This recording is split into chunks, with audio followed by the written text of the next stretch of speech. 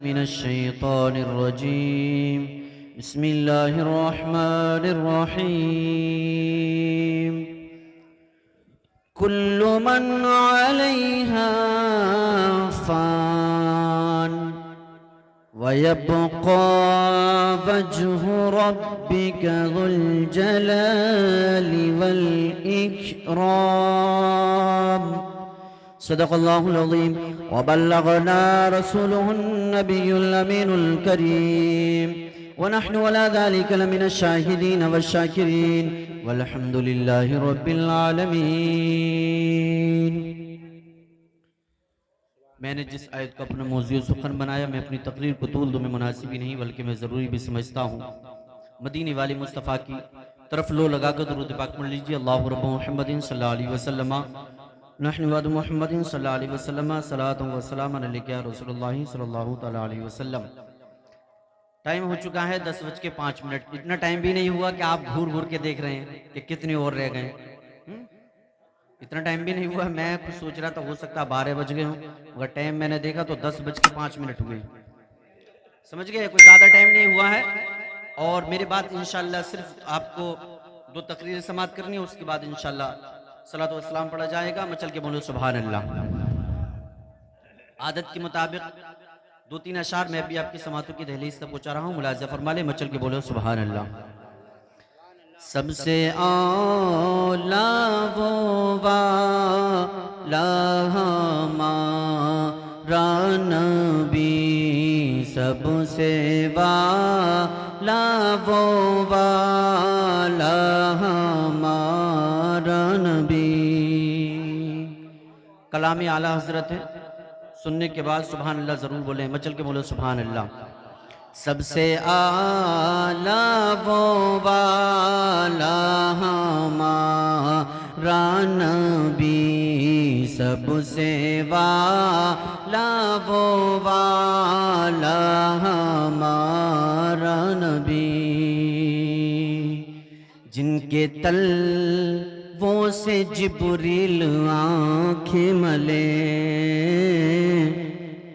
جن کے تلووں سے جبریل آنکھیں ملے، چاند سورج اشارے پہ جس کے چلے، چاند سورج اشارے پہ جس کے چلے، جن کے تلووں کا دھوبن ہے بے حیا، جن کے تلووں کا دھوبن ہے بے حیا، جن کے تلووں کا دھوبن ہے بے حیا، ہے وہ جان مسیح ہمارا نبی، ہے وہ نعرہ تکبیر، نعرہ رسالت، مسلک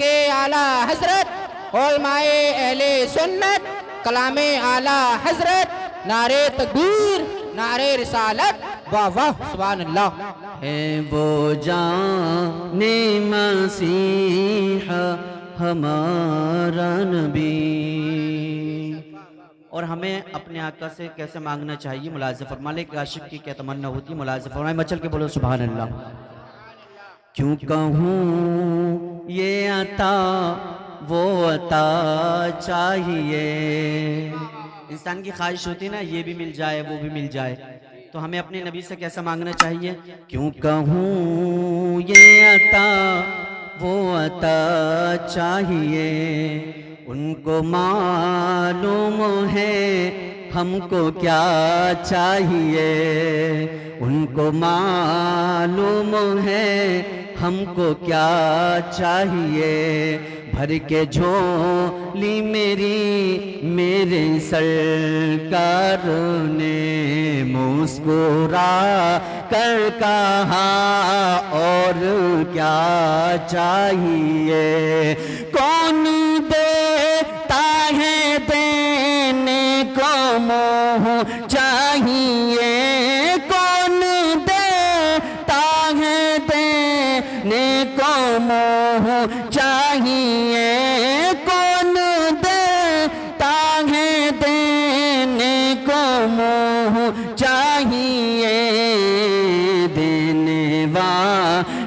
है सच्चा हमारा नबी वाला है सच्चा हमारा नबी। हमारा नबी। और आखिरी शेर सुन लें। इंसान सोचता है मुझे दुनिया से नहीं जानना, ये मौत के ताल्लुक से अली जनाब फुरकान हाफिज फुरकान साहब के ताऊ इस दुनिया से चले गए। जाना हर इंसान को है। इंसान ये सोचता है कि मैं दुनिया से नहीं जाऊंगा, मगर शायर क्या कहता है, लाखों आए यहाँ और लाखों गए, लाखों आए यहाँ और लाखों गए, ऊंचे ऊंचे शहंशाह यहाँ न रहे, ऊंचे ऊंचे शहंशाह यहाँ न रहे। क्या खबर कितने तारे खिले छुप गए, क्या खबर कितने तारे खिले छुप गए, क्या खबर कितने तारे खिले छुप गए, पर ना डूबे ना डूबा हमारा नबी, पर ना डूबे ना डूबा हमारा नबी। दुरूद पाक पढ़िए अल्लाहु रब्बु मुहम्मदिन सल्लल्लाहु अलैहि वसल्लम नहनु व मुहम्मदिन सल्लल्लाहु अलैहि वसल्लम सलातु व सलाम अलैका या रसूलुल्लाह सल्लल्लाहु तआला अलैहि वसल्लम। शायर कहता है, जब तक बिके न थे तो कोई पूछता न था, जब तक बिके न थे तो कोई पूछता न था, तुमने खरीद कर हमें अनमोल कर दिया या रसूल अल्लाह, तुमने खरीद कर हमें अनमोल कर दिया। और शायर आगे क्या कहता है, की मोहम्मद से वफा तूने तो हम तेरे हैं, की मोहम्मद से वफा तूने तो हम तेरे हैं, ये जहां चीज है क्या लोहो कलम तेरे हैं, ये जहां चीज है क्या लोहो कलम तेरे हैं। अल्लाह ने आसमान का शामियाना अता किया, जमीन का फर्श बिछा दिया, चांद और सूरज की लाइट को लगा दिया, सितारों की अंजुमन को पैदा फरमा दिया। जबकि दुनिया सज गई तब अल्लाह ने हजरत आदम से इंसान की आमद का ऐसा सिलसिला शुरू होता है जो आज तक चल रहा है, वो कयामत तक चलता रहेगा। लोग दुनिया में आएंगे, दुनिया को अलविदा कह के जाते रहेंगे, ये दुनिया का सिलसिला चलता रहेगा। मगर कुरान ने, अल्लाह रब्बुल आलमीन ने पाकीज़ा कलाम के अंदर क्या फरमाया है, कुल्लु नफ्सिन ज़ाइक़तुल मौत, बेशक हर जानदार चीज को मौत का मजा चखना है। फिर अल्लाह कुरान में आगे जाकर 27वें पारे में कहता है, कुल्लु मन अलैहा फान व यबका वजहु रब्बिका ज़ुल जलाली वल इकराम। जो कुछ भी कायनात है, जो कुछ भी कायनात में है, जो कुछ भी है, कुल्लु मन अलैहा, जो कुछ भी है वो सब कुछ फना हो जाएगा। वयबका वजहु रब्बिका ज़ुल जलाली वल इकराम, रहने वाली जात सिर्फ अल्लाह रब्बुल आलमीन की है। चल के बोलो सुभान अल्लाह। आओ मैं आपके वाक़या सुनाता हूँ, फिर रुखसती पाता हूँ। आप भी फिर कहेंगे कि साहब बैठ जाते हैं तो फिर उठते नहीं। चल के बोलो सुभान अल्लाह। तेरे मेरे नबी का शहर है, कौन सा शहर है? मक्का शहर है, मक्का शहर है। तेरे मेरे नबी नमाज पढ़ा रहे, तेरे मेरी नमाज असर पढ़ाई, मेरे नबी ने नमाज असर पढ़ाई। और नमाज असर पढ़ाने के लिए जैसे तेरे मेरे नबी खड़े हुए, सहाबा पीछे हैं, नूरानी जमात है। मेरे नबी नमाज पढ़ाने के लिए मुसल्ला इमामत पर पहुंच गए, सहाबा इकराम पीछे खड़े हुए हैं। नमाज असर मेरे तुम्हारे नबी ने पढ़ानी शुरू कर दी।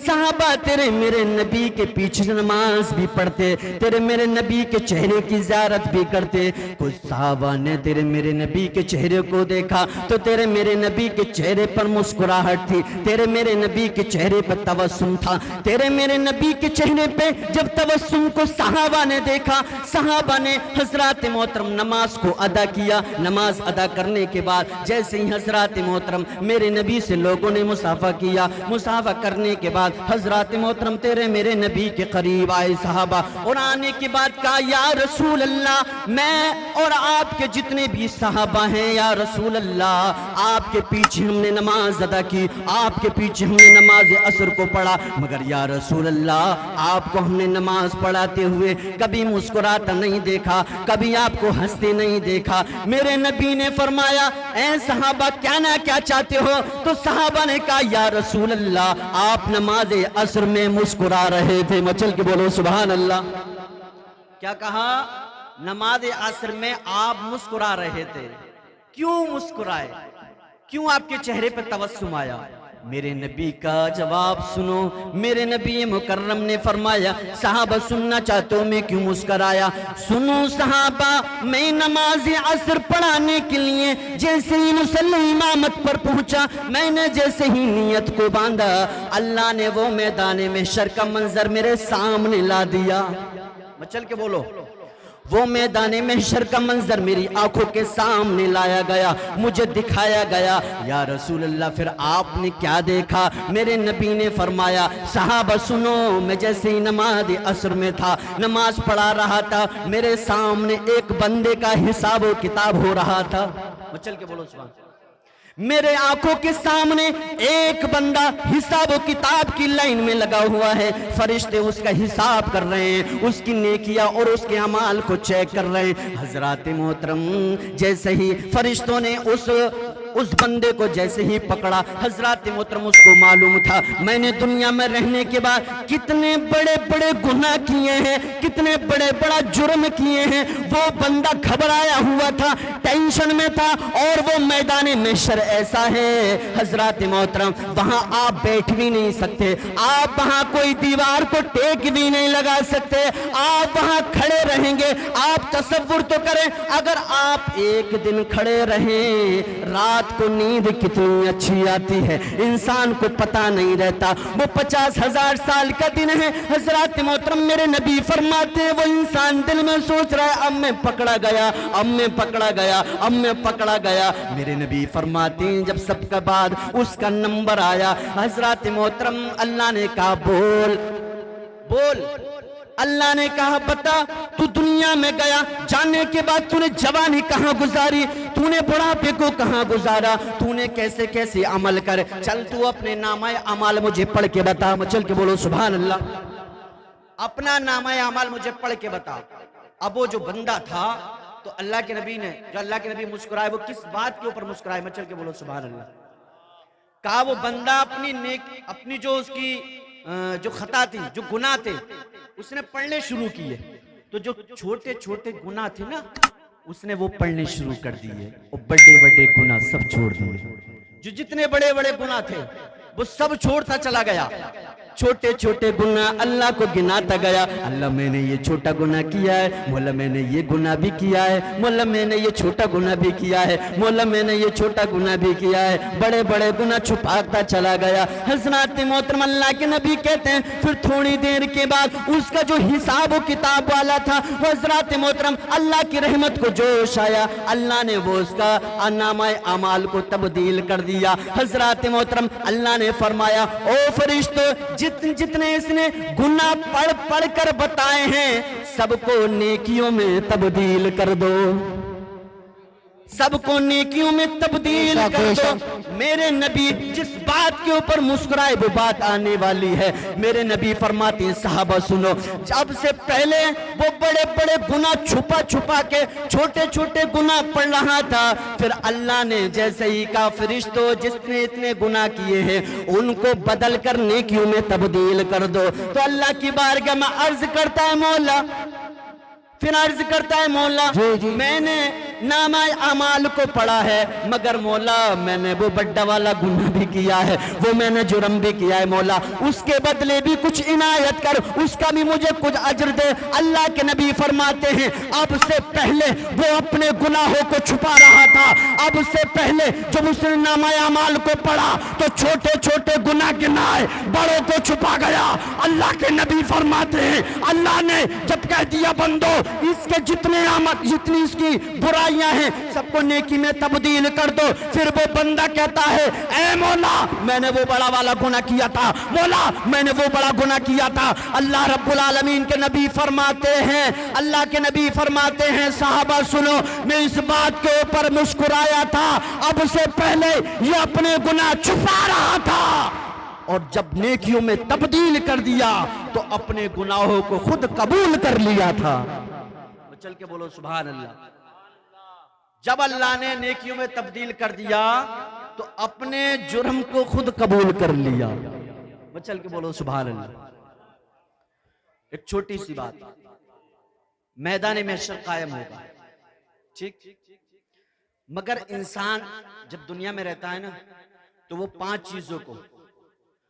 چیزوں کے آنے سے پہلے غنیمت سمجھے. پانچ چیزوں سے آنے سے پہلے غنیمت سمجھے. آپ کہو گے صاحب وہ کون سی 5 چیزیں؟ 5 چیزیں وہ ہیں جب بندہ جوان ہو تو وہ بڑھاپا آنے سے پہلے غنیمت جان لے. بڑھاپا آنے سے پہلے غنیمت جان لے.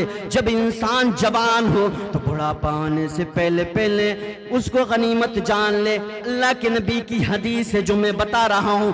اللہ کے نبی نے فرمایا اے لوگوں سنو 5 چیزیں ایسی ہیں جو انسان کرے, یعنی جوان جب بندہ ہو تو بڑھاپا آنے سے پہلے ان کو غنیمت جان لے. دوسرا یہ جب انسان تندرست ہو, جب انسان کے جسم کے اندر بیماری نہ ہو تو بیماری آنے سے پہلے ان کو غنیمت جان لے. چل کے بولو سبحان اللہ. 3 ہی بتا رہا ہوں. اور تیسرا یہ موت جب تک زندگی ہے موت آنے سے پہلے غنیمت سمجھ لے. موت آنے سے پہلے. اب یہاں بات روک کر کے میں آپ کو ایک بات بتاؤں. جب انسان جوان ہوتا ہے انسان, اس کے جسم کے اندر اتنی طاقت ہوتی ہے. انسان جب جوان ہوتا ہے اس کے جسم کے اندر اتنی قوت ہوتی ہے, اتنی طاقت ہوتی ہے. اس کا سینہ بھی طاقتور ہوتا ہے, اس کے بازو بھی طاقتور ہوتے ہیں, اس کی ٹانگیں بھی طاقتور ہوتی ہیں. مگر انسان جب جوانی سے نکل کر بڑھاپے میں پہنچ جاتا ہے وہ انسان نہیں رہتا ہے. کمر اس کی جھک جاتی ہے, انسان کی ٹانگیں کام نہیں کرتی ہیں, انسان کے بازو کام نہیں کرتے, اس کی دیکھنے والی جو آنکھیں ہیں یہ رنگین جو آنکھیں ہیں یہ بھی کام نہیں کرتی ہیں, کان بھی بہرے ہو جاتے ہیں. اللہ کے نبی نے فرمایا بڑھاپا آنے سے پہلے جوانی کو غنیمت سمجھ لو. حضرات محترم آگے بڑھو. اللہ کے نبی نے فرمایا جب بیمار بندہ نہیں ہوتا ہے جسم میں طاقت ہوتی ہے تو سمجھ لینا اللہ کی عبادت کرنے کا مزہ الگ ہے. چل کے بولو سنو. جب انسان کے بدن میں کوئی بیماری نہیں ہوتی ہے, ٹھیک ہے, تو انسان عبادت نہیں کرتا اللہ کی, مگر وہ کسی بیماری میں ملوث ہو جاتا ہے. مثال کے طور پر کوئی ایسی بیماری لگ جائے اس کو, یعنی پیشاب کا قطرہ آتا ہو یا کوئی ایسی بیماری لگ جائے, پھر وہ انسان کیا کہتا ہے اگر یہ بیماری نہیں ہوتی تو ہم بھی اللہ کی عبادت کرتے, ہم بھی نمازوں کو ادا کرتے. اسی وجہ سے اللہ کے نبی نے فرمایا یعنی تندرست جب تک ہو بیمار ہونے سے پہلے اس تندرستی کو اپنی غنیمت سمجھو. اللہ کی عبادت کر لو, روزہ رکھ لو, نماز پڑھ لو, زکوٰۃ دو, حج کر لو, سارے ارکان کر لو. کل کو یہ نہ کہو جب بیماری میں ملوث ہو جاؤ یار ہمیں بیماری نہیں ہوتی تو ہم یہ کام کر لیتے. اب تیسری بات کی طرف چلتے ہیں. اللہ کے نبی نے فرمایا موت زندگی کو موت کے آنے سے پہلے غنیمت سمجھ لو. موت آنے سے پہلے زندگی کو کیا سمجھ لو؟ غنیمت. اچھا سمجھو. جب انسان مر جاتا اس کے بعد کوئی اعمال نہیں کر سکتا, نیکی نہیں کر سکتا.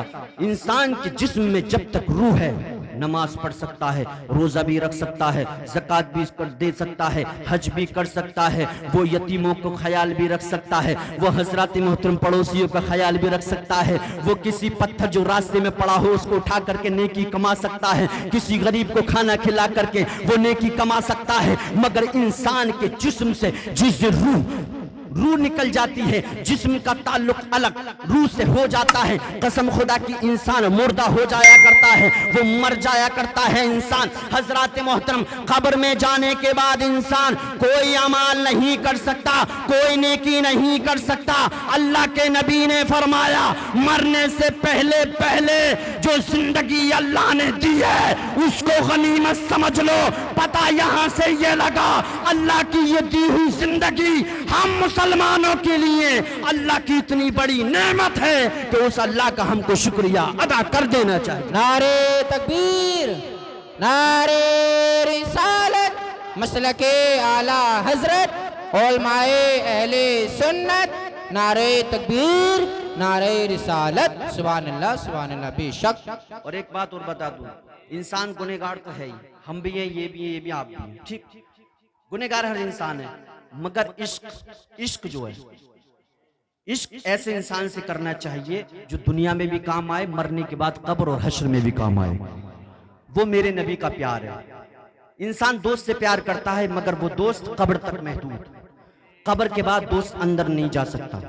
میرا پیر ہے، میرا جسم ہے، میرے دوست ہے، میرے ملنے والے رشتہ دار ہیں، پڑوسی ہیں، جتنے بھی لوگ ہیں یہ میرے دنیا تک ہیں، قبر میں مجھے رکھنے کے بعد۔ اور ایک اور بات بتا دوں، جن بیٹوں کی خاطر ہم نے نہ حرام دیکھا نہ حلال دیکھا، راتوں دن لوگوں کے گلوں کو کاٹا، قسم خدا کی جب انسان کے جسم سے روح نکل جاتی ہے، یہ جو کپڑا ہے اس کو پھاڑ کر اتارا جاتا ہے اور اس کے کپڑوں سے لوگوں کو خوف آتا ہے۔ کوئی اس کے چپل پہننے کے لیے تیار نہیں ہوتا ہے، کوئی اس کے کپڑے چھونے کے لیے تیار نہیں ہوتا۔ پتہ یہ لگا جب دنیا میں مرنے والے سے لوگ خفا ہو جاتے ہیں، خوف کھاتے ہیں، حضرات محترم میدان محشر میں کون کسی کے کام آئے گا؟ کوئی کسی کے کام نہیں آنے والا، کوئی کسی کے کام نہیں آنے والا۔ تو پتہ یہاں سے یہ لگا کہ حضرات محترم مرنے سے پہلے پہلے انسان کو نیک اعمال کر لینا چاہیے۔ جب دنیا سے جائے تو اسے لوگ یہ نہ کہیں کہ فلاں صاحب تھے، بہت بڑا گنہگار تھا۔ ٹھیک ہے، نبی سے محبت کرو۔ ایک چھوٹی سی بات میں چل کے بولو سبحان اللہ۔ میں عشق کی بات بتا دوں، انسان کتنے بڑے گناہ کر لے، کتنے بڑے گناہ کر لے، مگر نبی سے اگر عشق کر لے، اللہ نے وعدہ کیا ہے شرک کر کے مت آنا۔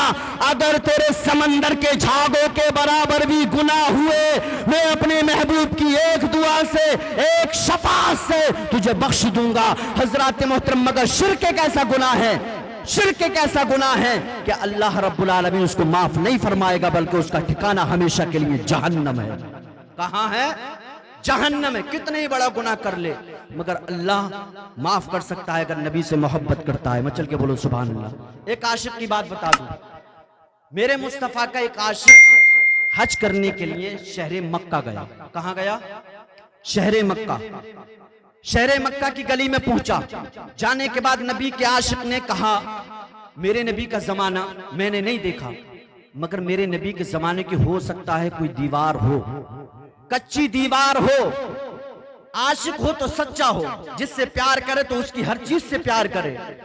نبی کے عاشق نے کہا میں نے نبی کا زمانہ نہیں دیکھا مگر محبوب خدا سے میں پیار کرتا ہوں۔ ایک دیوار کو دیکھا اس نے، کچی دیوار کو، اور اس کے قریب گیا اور جانے کے بعد اپنے لبوں سے اسے چوم لیا۔ مچل کے بولو سبحان اللہ۔ عاشق نے اس دیوار کو چوما، جیسے ہی عاشق نے اس دیوار کو چوما، مکہ شہر کے لوگوں نے اس کو گھیر لیا۔ گھیرنے کے بعد کہا او مجنون، تو نے اس دیوار کو کس وجہ سے چوما ہے؟ تو نے اس دیوار کو کس وجہ سے چوما ہے یہ بتا۔ حضرات محترم نبی کے عاشق نے کہا لوگوں سنو، میں نے اس دیوار کو اس وجہ سے چوما ہے، یہ میرے نبی کے زمانے کی دیوار ہے، میرے نبی نے اس دیوار کو دیکھا ہوگا، اس وجہ سے میں نے اس دیوار کو چوما ہے، میرا چومنا ثواب ہے، میرا چومنا ثواب ہے۔ اس بات کو عاشق نے کہا تو مکے کے لوگوں نے کہا او عاشق سن، اللہ کے نبی جب چلتے تھے تو اپنی نگاہوں کو جھکا کر کے چلا کرتے تھے، اللہ کے نبی اپنی نگاہوں کو نیچا کر کے چلتے، تو نے کیسے کہہ دیا کہ اللہ کے نبی نے اس دیوار کا دیدار کیا ہوگا، میں نے اس دیوار کو اس وجہ سے چوما ہے، تو تیرا چومنا غلط۔ اللہ کے نبی نیچے نظر جھکا کر کے چلا کرتے تھے، تیرا چومنا غلط۔ عاشق نے کہا ٹھیک ہے میرا چومنا غلط ہے، مگر سنو سنو مکہ والو، میرے نبی نے نہیں دیکھا ہے مگر میرے مصطفیٰ اس راستے سے گزرے ہوں گے تو میرے مصطفیٰ کی کالی کملی جو ان کے کاندھے پر رہتی ہے، میرے مصطفیٰ کی اس کالی کملی کی ہوا اس دیوار سے لگی ہوگی۔ میں نے اس دیوار کو اس وجہ سے چوما ہے۔ مکے کے لوگوں نے کہہ دیا، تو نے کیسے کہہ دیا کہ مصطفیٰ اس راستے سے گزرے ہوں اور ہوا چلی ہو اور مصطفیٰ کی کالی کملی کی ہوا اس دیوار سے لگی ہو، تو نے کیسے کہہ دیا؟ ایسا بھی تو ہو سکتا ہے کہ مصطفیٰ چلے ہو اور ہوا نہ چلی ہو اور مصطفیٰ کی کالی کملی کی ہوا اس دیوار سے نہ لگی ہو، تو تیرا چومنا غلط ہے۔ حضرت محترمہ عاشق تھا سچا اور گیا کہنے لگا، سنو مکہ کے لوگوں، میرے مصطفیٰ اس راستے سے گزرے ہو، مصطفیٰ کی آنکھوں نے اس دیوار کا دیدار نہ کیا ہو سکتا ہے مصطفیٰ چلے ہو، مصطفیٰ کے ساتھ ہوا نہ چلی ہو، مصطفیٰ کی کالی کملی کی ہوا اس دیوار سے نہ لگی ہو سکتا ہے، مگر سنو مکہ والوں، میرے مصطفیٰ جب اس راستے سے گزرے ہوں گے، میرے مصطفیٰ نے اس دیوار کو نہ دیکھا ہو سکتا ہے مگر اس دیوار نے میرے مصطفیٰ کا دیدار کیا ہوگا۔ میں نے اس دیوار کو اس وجہ سے چوما ہے کہ میرے مصطفیٰ کا دیدار اس دیوار نے کیا ہے۔ عاشق کہتا ہے کہ محمد سے وفا تو نے تو ہم تیرے ہیں، یہ جہاں چیز ہے کیا لوح قلم تیرے ہیں۔